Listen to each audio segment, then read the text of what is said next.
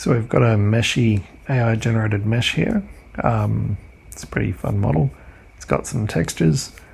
If we look at it, we've also got a pretty dense wireframe. We'll have a quick look at the UVs as well. So the UVs are pretty fragmented.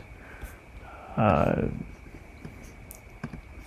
you can see the texture is also pretty fragmented as well, right? So it looks a little bit like what you'd get from a laser scan. So let's see what the boot process will do for this, right?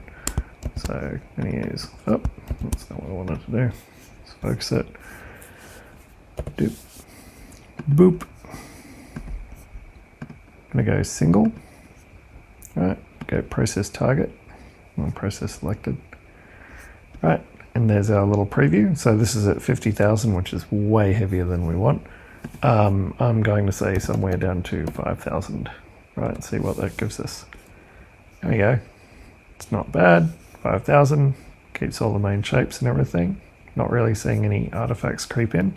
So let's see where this ends up. So generate, baking, there we go. So look. Hey.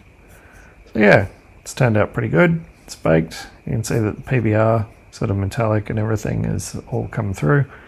Even got that little dent here preserved, which is nice.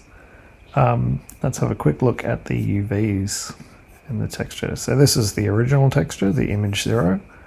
So we'll look in this map and we'll look for the material 0, 001 image texture, right? There we go. So it's actually looking a lot more cohesive, right? So we can actually start seeing the elements of the gun all starting to come together.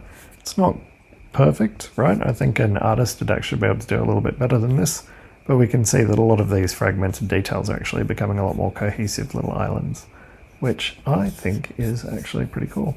Actually, that's preserved the detail really well. Look at that. You can actually see all the elements coming together. So, sweet.